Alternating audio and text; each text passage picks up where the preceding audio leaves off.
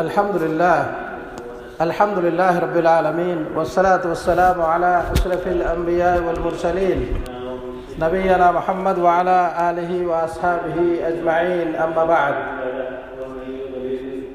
معزز دین و ملی بھائیوں، تمام تعریفیں اللہ رب العالمین کے لیے ہیں. ہم اس کی حمد و ثنا بیان کرتے ہیں.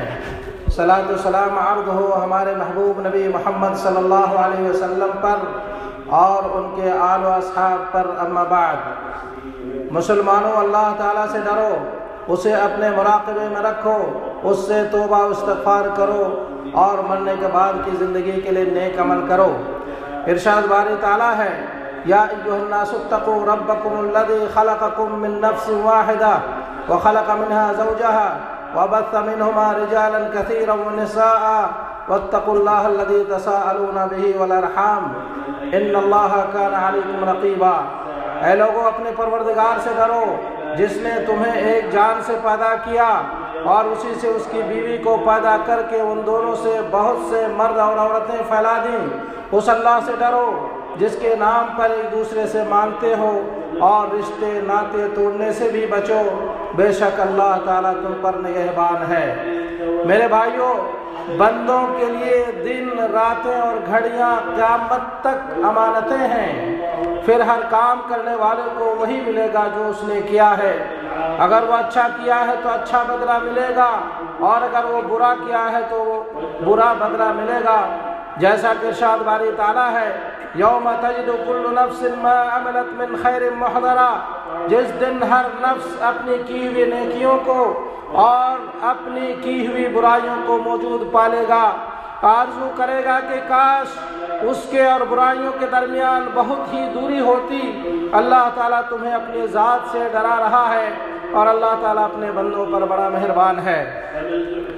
دینی بھائیوں، عقل مند انسان اپنے دنوں کو اللہ کا قرب حاصل کرنے، گناہوں سے توبہ کرنے اور بندوں کے حقوق ادا کرنے میں صرف کرتا ہے، یہاں تک کہ وہ گناہوں سے ہلکا پھلکا ہو کر اللہ سے ملتا ہے.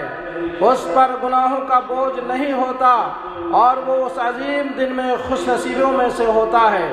جیسا کہ اللہ تعالیٰ نے فرمایا: کل نفس ذائقۃ الموت وانما توفون اجورکم یوم القیامہ فمن زحزح عن النار وادخل الجنة فقد فاز وما الحیاۃ الدنیا الا متاع الغرور. ہر جان موت کا مزہ چکھنے والی ہے اور قیامت کے دن تم اپنے بدلے پورے دیے جاؤ گے. پس جو شخص آگ سے دور کر دیا جائے اور جنت میں داخل کر دیا جائے، بے شک وہ کامیاب ہو گیا، اور دنیا کی زندگی تو صرف دھوکہ کی زندگی ہے. میرے بھائیوں، ایک مسلمان کو جن ایام کو غنیمت جاننے میں جلدی کرنی چاہیے وہ ماہ شعبان کے ایام ہیں، اس لیے کہ یہ ماہ رمضان سے قریب ہے. جو کوئی اس میں اللہ کی طرف رجوع کرے گا اس کے لیے ماہ رمضان میں نیکیوں کے دروازے کھول دیے جائیں گے. روحوں کو جدوجہد کی ضرورت ہے، اس لیے عقل مند مومن اپنے آپ کو موسم سے پہلے عبادت میں تربیت دیتا ہے. پس جب وہ مقابلے کے لیے میدان میں پہنچتا ہے تو اپنے آپ کو طاقتور پاتا ہے اور اس میں کامیاب ہو جاتا ہے. اسی لیے رسول اللہ صلی اللہ علیہ وسلم ماہ شعبان کو غنیمت جانتے تھے اور اس میں روزہ رکھتے تھے. امام بخاری مسلم رحمہ اللہ نے عائشہ رضی اللہ عنہا سے روایت کی ہے، وہ کہتی ہیں: کان رسول اللہ صلی اللہ علیہ وسلم یصوم حتی نقول لا یفطر ویفطر حتی نقول لا یصوم وما رأیت رسول اللہ استکمل صیام شہر الا رمضان وما رأیته اکثر صیاما منہ فی شعبان. متفق علیہ. رسول اللہ صلی اللہ علیہ وسلم برابر روزہ رکھتے، یہاں تک کہ ہم کہتے کہ آپ افطار نہیں کریں گے، اور آپ صلی اللہ علیہ وسلم برابر افطار کرتے حتیٰ کہ ہم کہتے کہ آپ روزہ نہیں رکھیں گے. اور میں نے رسول اللہ صلی اللہ علیہ وسلم کو رمضان کے علاوہ کسی مہینے کا مکمل روزہ رکھتے ہوئے نہیں دیکھا، اور میں نے آپ کو شعبان سے زیادہ کسی اور مہینے میں روزہ رکھتے ہوئے نہیں دیکھا. ابن رجب رحمہ اللہ کہتے ہیں: شعبان کے روزے حرمت والے مہینوں کے روزے سے افضل ہیں، اور افضل نفلی روزہ رمضان سے پہلے اور بعد میں ہے، اور ان روزوں کی حیثیت فرض نماز سے پہلے اور بعد کے سنت مؤکدہ کی طرح ہے، اور یہ فرائض کی کوتاہیوں کو پوری کرتی ہے. اسی طرح رمضان سے پہلے اور بعد کے روزے بھی ہیں. علماء کرام نے شعبان کے روزوں میں احتیاط کے احکام میں سے ایک یہ بھی ذکر کیا ہے کہ یہ اشہر حرم ماہ رجب اور ماہ رمضان کے درمیان کا وقت ہے اور اس میں غفلت واقع ہوتی ہے، اس لیے لوگوں کی غفلت کے اوقات میں عبادت کرنا مستحب ہے، جیسا کہ اسلاف کی ایک جماعت نے مغرب اور عشاء کے درمیان نماز پڑھنے مسجد میں رہ کر ذکر و دعا اور تلاوت قرآن کریم کرنے کو مستحب قرار دیا ہے کیونکہ یہ غفلت کی گھڑی ہے۔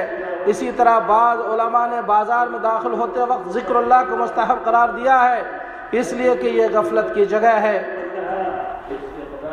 اسی طرح چاشت کی نماز کو مستحب قرار دیا ہے اس لیے کہ یہ غفلت کا وقت ہے۔ اسی طرح تہجد کی نماز کو مستحب قرار دیا ہے اس لیے کہ یہ غفلت کا وقت ہے اور غفلت کے اوقات میں سے ماہ شعبان ہے اس لیے اس میں روزہ مشروع ہے اللہ کے تقرب کے لیے اور اطاعت و بندگی میں نفس کو مائل کرنے کے لیے۔ اسی طرح اس ماہ میں بکثرت ذکر اذکار اور تلاوت قرآن کریم کرنا نیز احسان و نیکی کا کام کرنا مستحب ہے۔ اس لیے ہر مسلمان کو چاہیے کہ ماہ رمضان شروع ہونے سے پہلے اس ماہ شعبان میں اپنی اصلاح اور تطہیر میں جلدی کرے اور واجب الادا حقوق جیسے زکوٰۃ اور بندوں کے حقوق کی ادائیگی میں جلدی کرے۔ اقول قولی ھذا واستغفر اللہ لی ولکم ولسائر المسلمین من کل ذنب فاستغفروہ انہ ھو الغفور الرحیم۔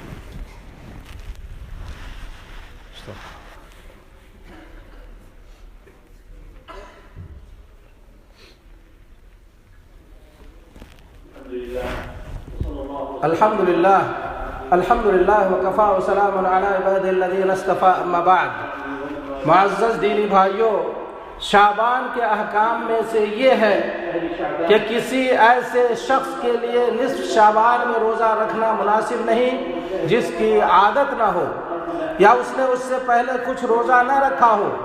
بعض علماء نے یہی کہا ہے اور شیخ ابن باز رحمہ اللہ نے اسے اختیار کیا ہے، اس لیے کہ ابو داؤد کی حدیث ہے، حضرت ابو ہریرہ رضی اللہ عنہ کہتے ہیں اللہ کے رسول صلی اللہ علیہ وسلم نے فرمایا اذا انتصف شعبان فلا تصوموا، جب نصف شعبان آ جائے تو روزہ نہ رکھو۔ اور علماء کی ایک جماعت نے کہا ہے کہ نصف اول یا آخر میں روزہ رکھنا مستحب ہے، خواہ وہ شعبان کے شروع میں روزہ رکھے یا نہ رکھے۔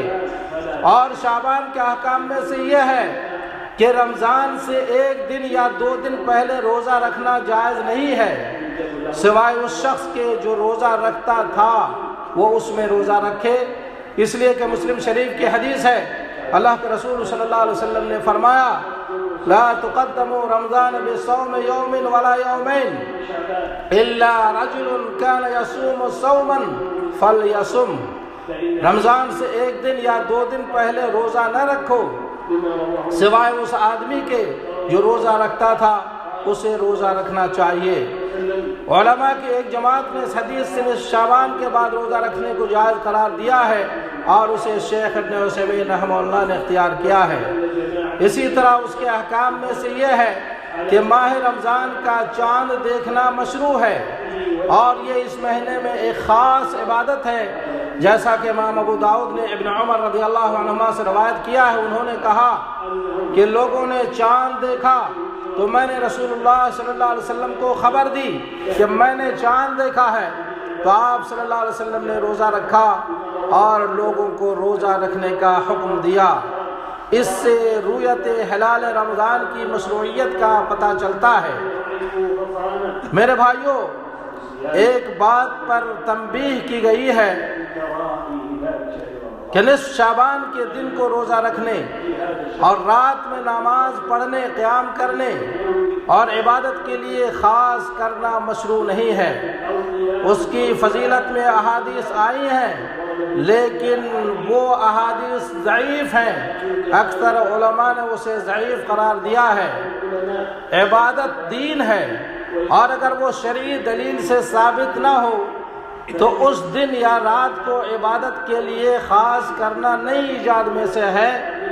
اسی طرح نصف شعبان میں جشن منانا بدعات میں سے ہے، اس کی کوئی دلیل و بنیاد نہیں ہے، بس یہ ایک بدعت ہے جسے نہ اللہ کے رسول صلی اللہ علیہ وسلم نے کیا ہے اور نہ آپ کے خلفائے راشدین نے اور نہ ہی آپ کے صحابہ کرام نے کیا ہے اور نہ ہی 3 ترجیحی صدیوں یعنی خیر القرون میں سلف صالحین نے کی ہے، بلکہ یہ بدعت بلکہ یہ بعد کے لوگوں کی ایجاد ہے۔ پس میرے بھائیوں، اپنی بقیہ زندگی کو اس چیز میں گزارنے کے لیے جلدی کرو جو تمہیں اللہ اور اس کی رضا سے قریب لائے اور اس کے غضب و عذاب سے دور رکھے۔ اللہ رب العالمین سے دعا گو ہوں کہ اللہ رب العالمین ہمیں اور آپ کو کتاب و سنت کے مطابق ہر عمل کرنے کی توفیق عطا فرمائے اور خلاف شرع کاموں سے بچنے کی توفیق عطا فرمائے۔ دوستو، اب آئیے ہم اپنے محبوب نبی محمد صلی اللہ علیہ وسلم پر درود و سلام پیش کریں۔ اللہم صلی وسلم علی نبینا محمد وعلی آلہ واصحابہ اجمعین۔ یا اللہ، تو اپنے محبوب نبی محمد صلی اللہ علیہ وسلم پر درود و سلام نازل فرما، ان پر، ان کے آل و اصحاب پر اپنی رحمتیں نازل فرما۔ یا اللہ، ہمیں اپنے نبی کی محبت نصیب فرما۔ یا اللہ، ہمیں اپنے نبی کی محبت نصیب فرما، ظاہر و باطنی طور پر ان کی سنت پر عمل کرنے کی توفیق عطا فرما۔ یا اللہ، ہمیں ہدایت، تقوی، عفت و پاک دامانی نصیب فرما۔ یا اللہ، تو ہمیں دین میں ثابت قدمی نصیب فرما، ہمارے ایمان و عقیدے کی حفاظت فرما۔ یا اللہ، تو ہمیں اپنی نعمتوں کا شکر ادا کرنے اور کما حق و اپنی عبادت کرنے کی توفیق عطا فرما۔ یا اللہ، ہمیں قلب سلیم و سچی زبان عطا فرما۔ یا اللہ، تو ہمیں اپنا ذکر و شکر اور حسن عبادت کی توفیق عطا فرما۔ یا اللہ، اسلام اور مسلمانوں کو غلبہ و کامیابی عطا فرما۔ یا اللہ، اسلام اور مسلمانوں کو غلبہ و کامیابی عطا فرما، شرک اور مشرکین کو ذلیل و رسوا فرما، دین کے دشمنوں کو تباہ و برباد فرما، مومنوں کو نصرت و کامیابی عطا فرما۔